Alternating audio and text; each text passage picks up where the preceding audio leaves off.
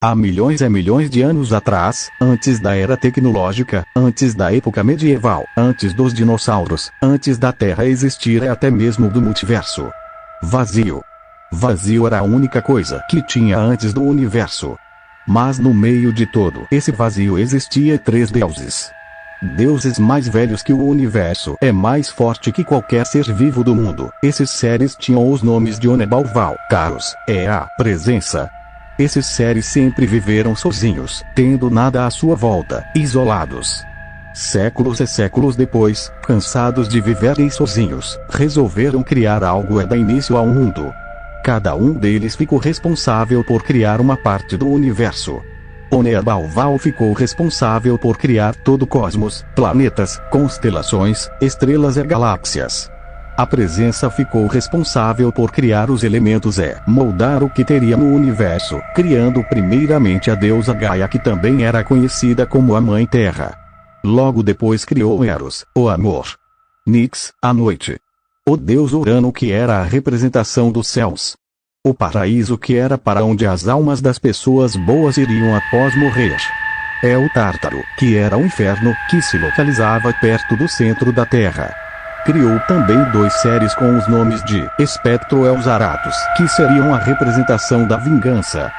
Depois criou a Dona Morte, que seria responsável por ceifar as almas das pessoas e as guiá-las ou para o paraíso ou para o inferno, e também vieram vários outros que complementariam os elementos do universo.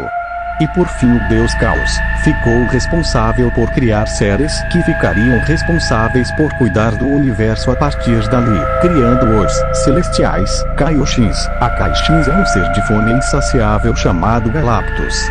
Os Celestiais e Kaioshin estariam responsáveis por criar a vida nos planetas, enquanto os Akaishin e o Galactus estariam responsáveis por tirar a vida dos planetas, para assim manter o controle da vida. Os Celestiais também faziam o trabalho do Galactus e dos Akaishin às vezes, mas isso era muito raro de se acontecer. Após tudo ser finalmente criado, milhões e milhões de anos foram se passando, seres vivos foram surgindo, novos deuses foram surgindo, e nesse tempo os seres vivos dos planetas foram evoluindo e evoluindo. Os humanos também não ficaram para trás, que com o passar das eras, eles foram adquirindo habilidades e poderes sobrenaturais, além do mais tendo ajuda de seres de outros planetas como as raças chamadas de Kryptonianos, Saiyajins, Skrulls, entre outras raças que ajudaram também na parte tecnológica.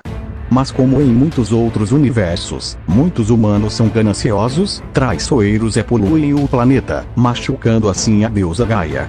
Além do mais, os humanos chamam muita atenção do universo, e em algumas ocasiões causaram algumas confusões que já botaram o universo em risco.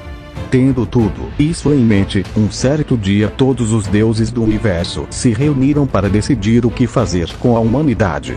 Eles se reuniram em uma gigantesca sala que era grande o suficiente para todos os deuses. E no centro da sala estaria o deus grego Zeus, pai de todos, o Akaishin mais poderoso Bios, o deus da destruição, é um celestial que estava logo atrás deles. Zeus diz a todos que chegou o dia de decidir o que fazer com a humanidade. O mesmo pergunta se eles devem poupar a humanidade ou a extinguir de uma vez.